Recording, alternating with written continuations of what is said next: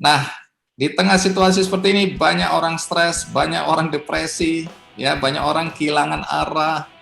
Kemudian katanya nih, gara-gara depresi itu kemudian di rumah tangga juga ada impact-nya, semua orang berantem.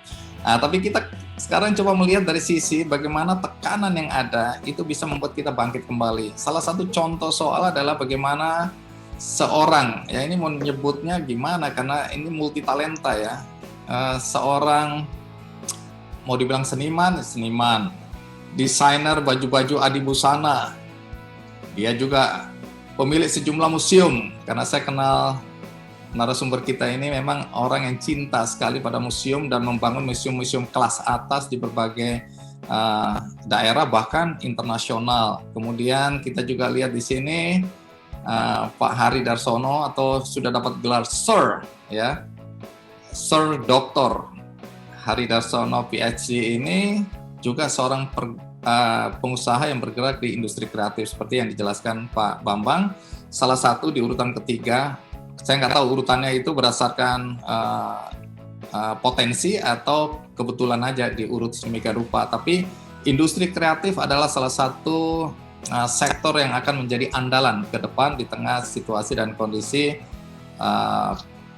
apakah masih new normal atau after COVID. Nah, di sini kita akan mendengar pengalaman Sir Hari Darsono, karena Hari Darsono waktu masih awal-awal menapak karir sebagai pengusaha, sebagai desainer, itu mengalami depresi yang lebih berat mungkin dari situasi dan kondisi yang dialami oleh teman-teman atau para pengusaha sekarang, karena berkali-kali nyaris bunuh diri. Nah, bagaimana seorang Hari Darsono bangkit dan kemudian kita kenal dengan apa yang dia lakukan sekarang? Maka mari kita sambut dengan senang hati, dengan penuh harap, Sir Hari Darsono PhD yang akan bercerita tentang creative trainers masa kini dan tantangan masa depan. Mari kita berikan aplaus. Silakan Pak Hari Darsono. Jadi webinar ini saya lebih cenderung untuk meringkas sebagai satu judul yang sangat kontekstual dengan suasana di mana saya mulai berkarir 49 tahun yang lalu. Yang paling saya ingat adalah suasana yang gila-gilaan. Jadi sesuatu yang crazy, yaitu sesuatu yang tidak seperti biasanya. Semuanya serba berubah, sehingga kita harus meninggalkan cara-cara yang lama. Lalu suasana ini saya sebut crazy, from crazy to creativity. Saya masih ingat pada waktu kita semua terpuruk, itu ada satu gejala psikiatrik yang muncul, yaitu kekuatan ekstra atau kecerdasan ekstra di dalam keterpurukan itu selalu muncul.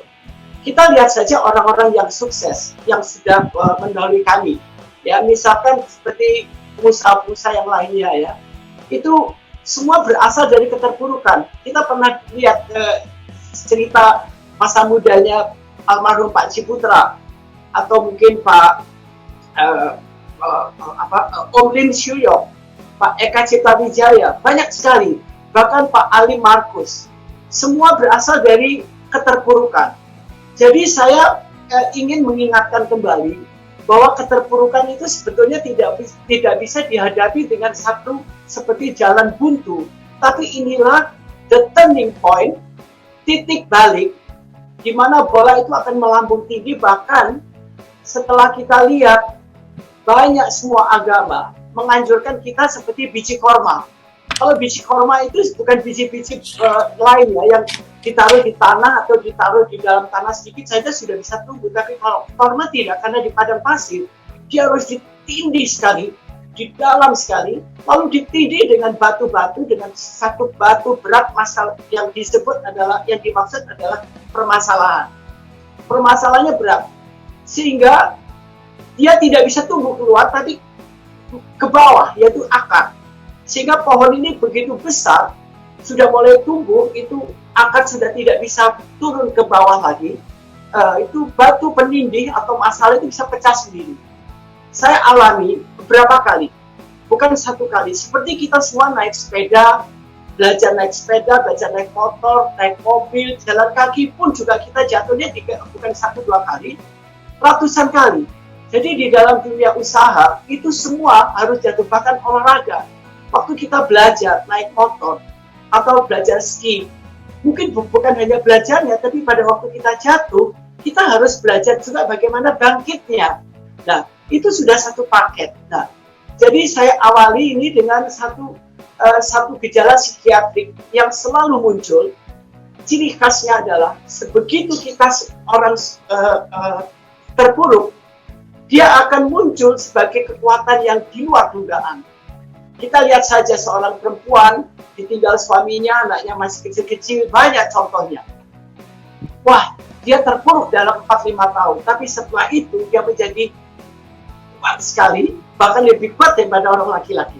Jadi memang hukum alam. Nah, saya ingin mengingatkan bahwa yang penting di sini adalah ternyata di dalam diri kita harus ada kreativitas. Jadi kita tidak menggantungkan, memang digital economy dan sebagainya itu kita ikuti, ya, satu tren yang memang satu compulsory. Tetapi kunci utama adalah di dalam diri kita harus ada create. Kata create ini penting sekali, ya. Jadi saya ingat kreativitas itu muncul karena ada persaingan, baik persaingan kualitas, persaingan ketersediaan, keamanan, persaingan kenyamanan, persaingan kecepatan, persaingan ketepatan, persaingan apalagi ya, keterjangkauan. Jadi membuat orang jadi berlomba menciptakan ada competitiveness. Jadi daya saing itu muncul sendiri. Itu biasanya otomatis. Cuman ada hambatan-hambatannya yang ingin saya sampaikan nanti, baik itu secara individu, secara organisasi, misalkan dalam kelompok, dalam perusahaan. Tapi yang pertama kali itu. Yang kedua adalah ternyata banyak orang masih pada hari ini menganggap bahwa cara kerja yang lama dengan pola pikir yang lama, yang biasanya dengan tanda kutip, biasanya begini saja sudah oke. Tapi kali ini sudah bukan biasanya. Dan tidak pernah kita mimpi bahwa kita masuk di dalam satu suasana situasi yang tidak pernah ada di dalam sejarah dunia seperti ini, tidak ada. Hanya karena masalah virus. Tapi kita tidak patut menyalahkan gara-gara virus. Gara-gara itu tidak mungkin. Karena tidak ada virus, juga ada yang lain. Hambatan itu selalu ada, karena itu sudah satu paket dengan kehidupan. Jadi yang penting itu dari diri kita harus create. Sehingga ada yang orang mengatakan dengan pola pikir yang sama, cara kerja yang sama, semuanya sama, tapi zamannya, situasinya beda. Tapi tetap mengharapkan memperoleh kemajuan dan sama besarnya, sama memuaskan seperti kemarin. Saya kira itu adalah pikiran yang saya sebut crazy atau tidak masuk akal sehat. Jadi rupanya masa depan bangsa ini bukan ditentukan oleh generasi muda, Bung Andi, tapi ditentukan oleh orang yang mempunyai kreativitas. Apa itu saya, Bung Andi, siapa saja, Pak Menteri, teman-teman saya seangkatan atau lebih muda, atau mereka, atau siapa saja yang punya kreativitas. Nah, biasanya kreativitas itu mempunyai mitos. Mitosnya begini, saya ikut mencatat ini di sini. Kreativitas itu membayangkan sesuatu yang sama sekali baru. Ternyata tidak. Contohnya, kalau kita dulu masih kecil atau masih ada mungkin sekarang warung itu menempatkan botol-botol minuman itu di depan. Jadi begitu kita masuk ke warung, ada meja panjang, ada bangku panjang, kita duduk. Di atas kita ada toples-toples, ada piring, ada terus atas kita ada botol-botol limun, ya, botol limun. Nah, pada waktu itu cara itu sudah ditinggalkan lama. Jadi orang kalau menjual minuman di rumah makan, di kafe, di warung itu selalu ditaruh di belakang si penjual, seperti bartendernya misalnya. Nah, pada waktu itu ada sekelompok orang yang mempunyai hotel yang termewah di Jakarta di Bundaran HI datang ke saya dan minta tolong Om Hari, dia panggil saya Om. Ya, kebetulan yang salah satu yang punya itu adalah anaknya dari teman baik saya waktu saya di London 22 tahun. Dia selalu panggil saya Om. Dia bilang, Om, saya mau buat rumah makan. Bagaimana ya caranya sesuatu yang baru? Gak ada yang baru. Yang lama itu harus diputar kembali, seperti di industri mode itu 30 tahun itu selalu muncul kembali. Dan nostalgia itu juga munculnya setelah Anda berusia 30 tahun atau mengalami hal yang sama 30 tahun yang lalu, yaitu 2 kali 15 tahun. Itu secara psikiatri, secara psikologis saya bisa mengclarify atau menjabarkan secara ilmiah. Tetapi dalam di dalam webinar dan singkat ini, saya hanya mengatakan bahwa mitos bahwa kreativitas itu harus sesuatu yang baru. Saudara-saudara dengarkan, tidak sama sekali. Pada waktu itu dibuatkan hotel, di dalam hotel ada rumah makan yang mewah sekali. Itu dengan hak. Saya tidak sebut di mana. Kemudian saya bilang, kita ambil konsep warung, limunnya ditaruh di depan. Maksudnya, yaitu ada jual apa saja minuman, ada ini, ada itu, termasuk ada wine, taruh di depan. Sesuatu yang seolah-olah baru, padahal itu bukan baru. Dan akhirnya menjadi tren. Orang lihat etalase atau dinding kaca di luar itu, lihatnya 2 kali. Nah, juga seperti waktu saya jadi konsultan di Awan Wasdunia, berkantor di Swiss 4 tahun. Atau Diamond Davis, mulai dari pertambangan diamond di South Africa sampai retailingnya di Manhattan, di New York sama di London, di Pall Mall. Itu presentasinya di etalase harus yang sesuatu baru. Tidak. Mungkin kita bawa cobek yang dipecah, kemudian ada kalung emasnya, ada sepatu yang disobek atau dipecah tumit tingginya, di situ ada gelang. Membuat orang harus melihat 2 kali. Itu sesuatu yang atraktif, punya daya tarik, sesuatu yang tidak umum, tapi sesuatu yang lama sebetulnya. Tidak ada barang baru. Akhirnya rumah makan dengan cara mendisplay, memajang minuman di depan itu menjadi tren di mana-mana. Sampai sekarang di hotel, di mall-mall, makan, tempat tidurnya di luar. Mereka tidak pernah tahu bahwa itu saya yang membuat. Sama juga di sana Muslim.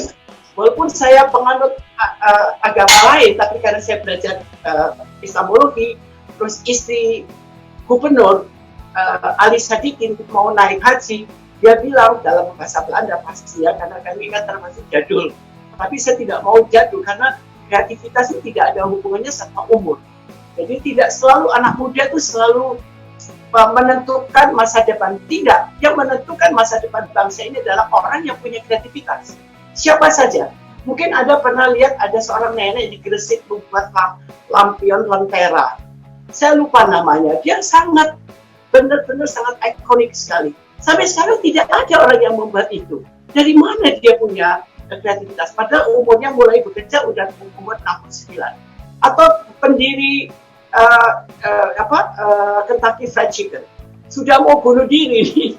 Tiba-tiba dia, oh ya saya mau goreng ayam. Tapi pintu dibanting di depan dia ketika dia menawarkan ayam berapa kali. Tapi dia tidak pantang, dia tidak menyerah. Tapi ternyata at the end, pada akhir hidupnya, dia memanen satu keberhasilan. Sama juga Agatha Christie yang kalau melihat huruf, dia keringetan. Seperti saya melihat angka keringetan.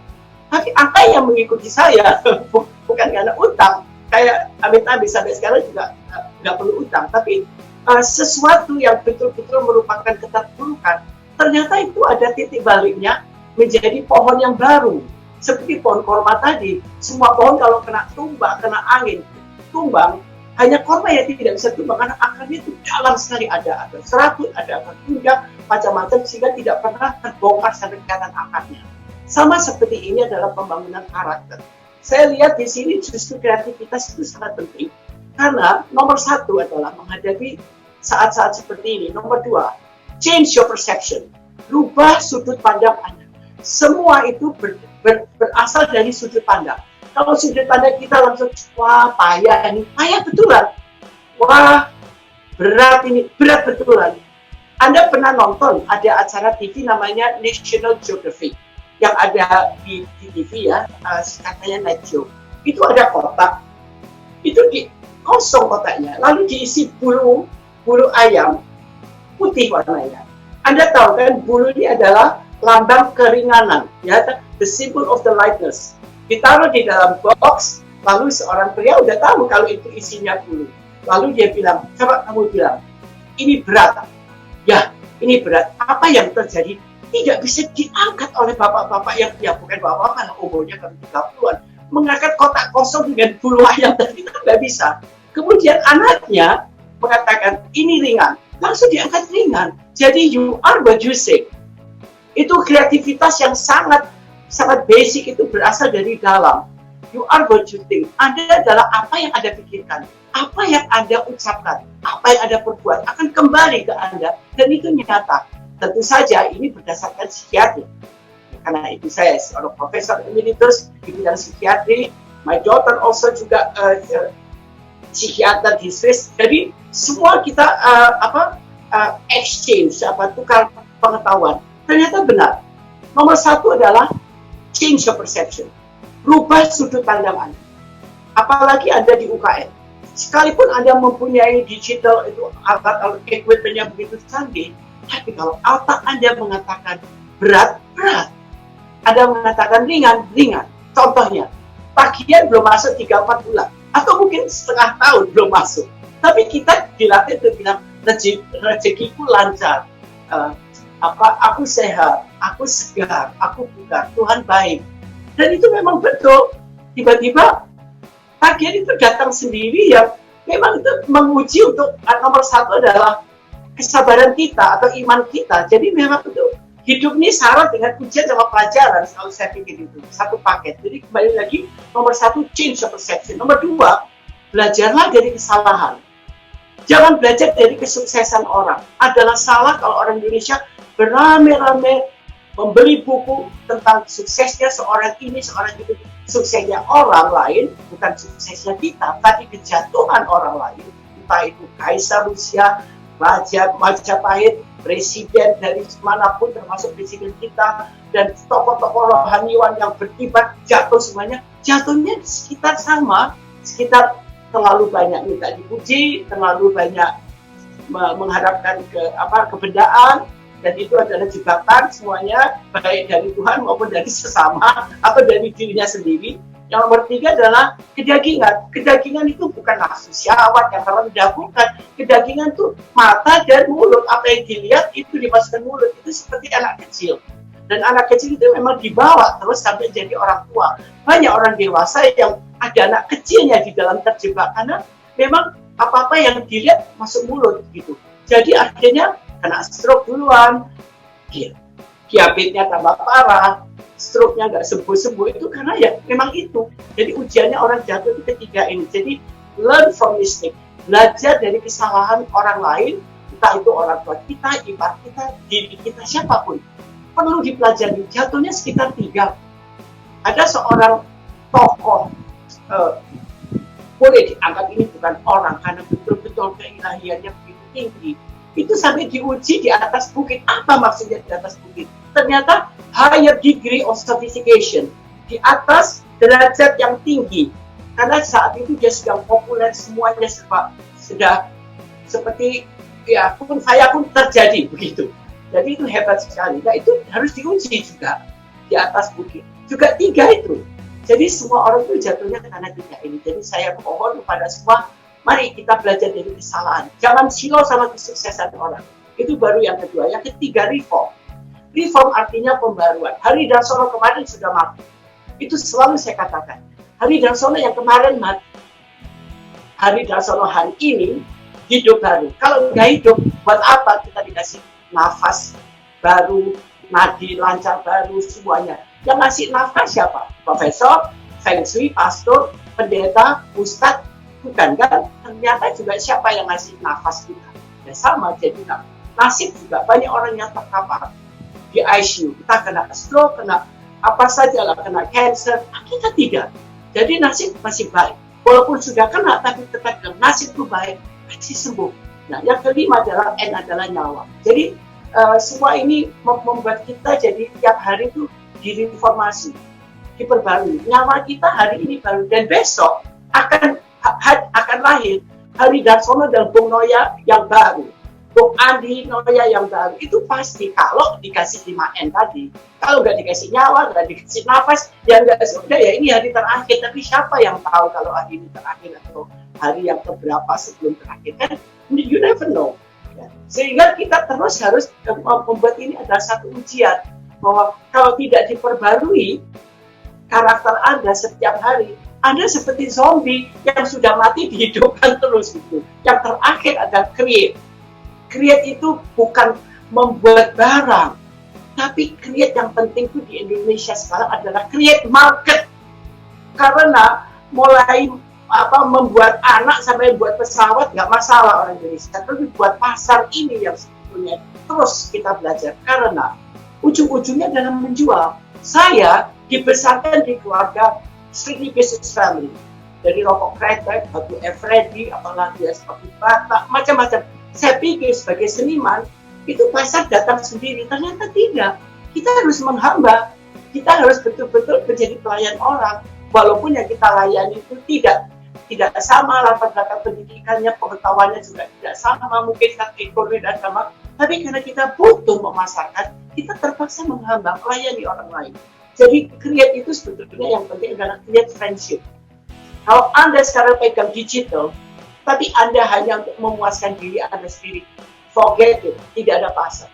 Tapi Anda membuat hubungan, halo, apa kabar, kesana kemari, itu sudah networking, sudah expanding, makin lebar.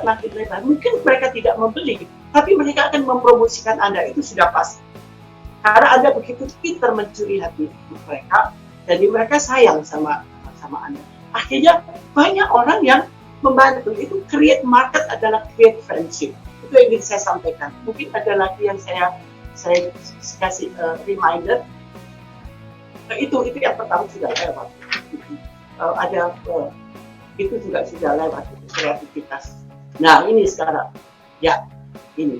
Nah sekarang yang menjadi hambatan itu ternyata dari individu. Nomor satu adalah perceptual block. Jadi sudut pandang yang terhambat. Sudah sampai di sini saja, ya sudah sampai di sini. Kebetulan saya memang diundang oleh 5,5 tahun yang lalu sampai sekarang diundang oleh Wakil Presiden Korea Selatan untuk memberi serial lecture tentang kasus bunuh diri di usia anak-anak. Coba, kenapa? Mereka memang perceptual block karena yang diperkuat adalah otak kiri. Nah ini hati-hati. Otak kiri itu menghitung terus sampai tidak ada keseimbangan dengan otak kanan. Akhirnya apa yang terjadi adalah dull, dry, and dead. Nah, makanya saya diundang ke UI di Fakultas Psikologi dengan Ekonomi jadi satu oleh Rektor dan Profesor Iwan Jaya Asis dari Cornell University bahwa ternyata kasus bunuh diri itu karena ketidakseimbangan antara otak kiri dan otak kanan. Kalau otak kanan ini dipakai, entah itu lewat musik atau lewat sesuatu, ini merupakan terapi keseimbangan antara mind dan mood, maka semuanya akan berjalan seimbang. Lalu kalau mikir terus ngitung terus stroke putus gitu. Jadi harus benar-benar harus ada keseimbangan. Jadi kembali lagi yang namanya hambatan persepsi itu nomor satu. Nomor dua adalah hambatan kultural. Cultural blocks itu begini.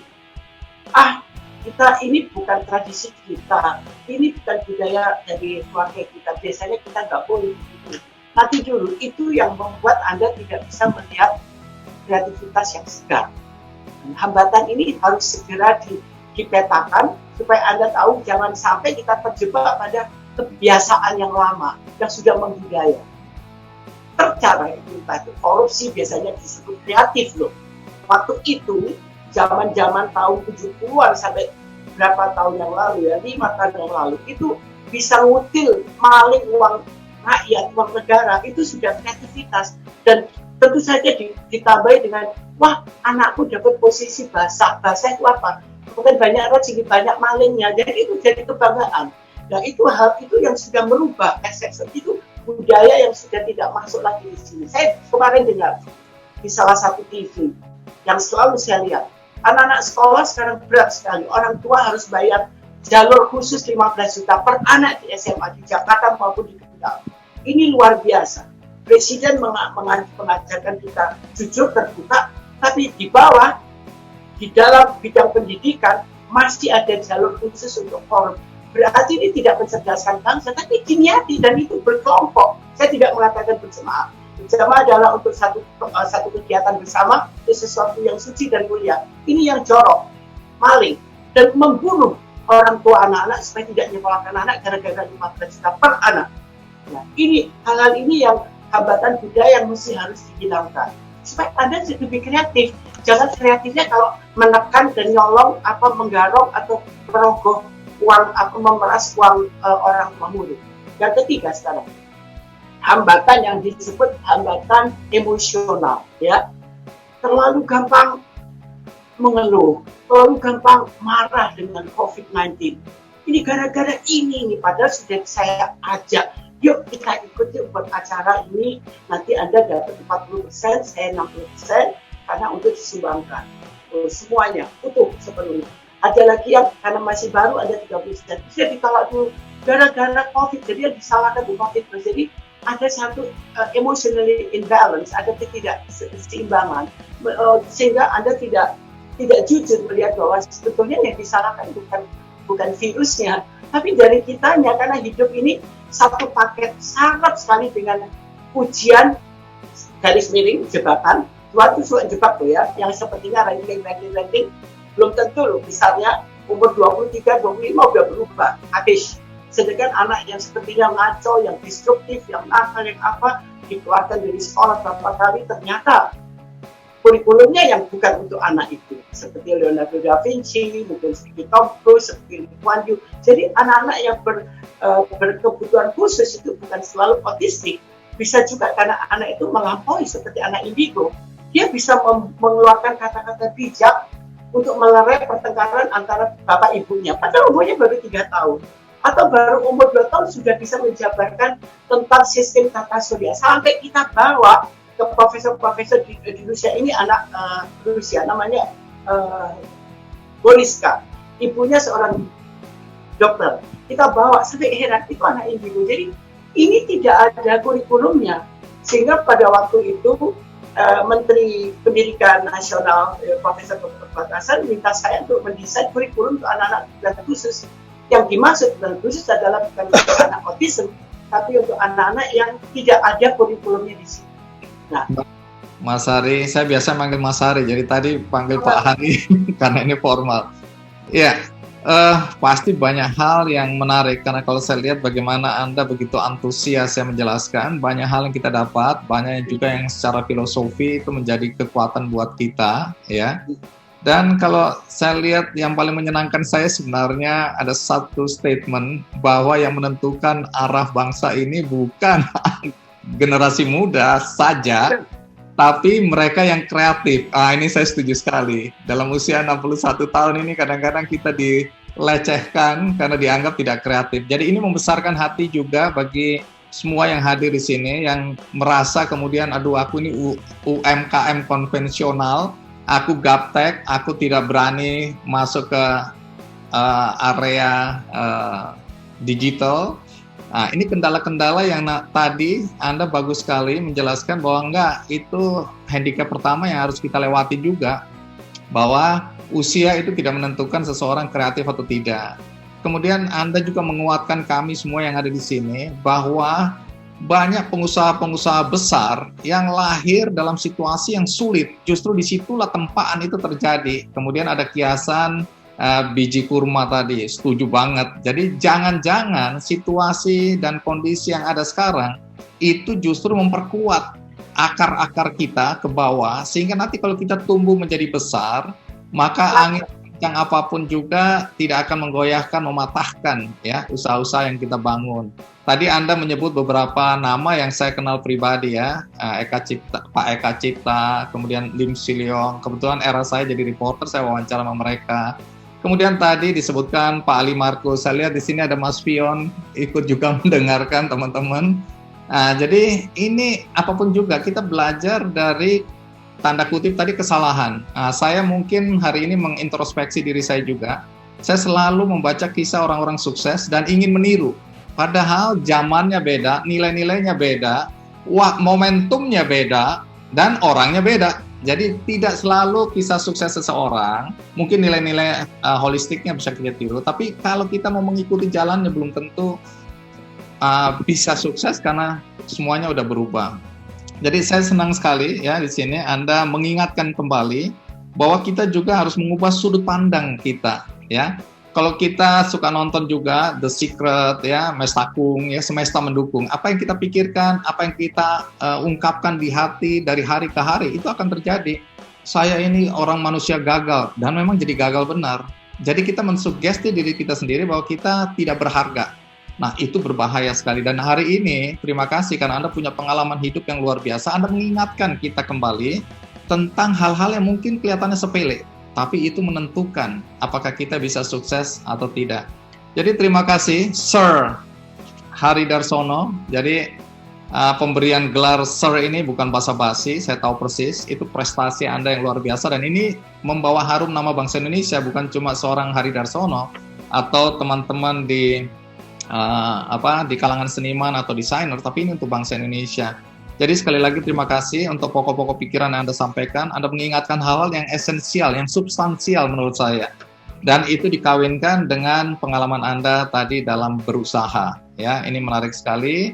Jadi terima kasih sekali lagi. Jadi kita harus create tadi bukan apa-apa, fokus pada create market. Jadi di satu situasi kondisi ini pasti ada peluang-peluang lain yang kalau orang-orang kreatif pasti bisa melihat. Mereka yang malas mengeluh ya, cuma marah-marah saja, itu tidak akan kemana-mana. Jadi pembelajaran yang berharga sekali.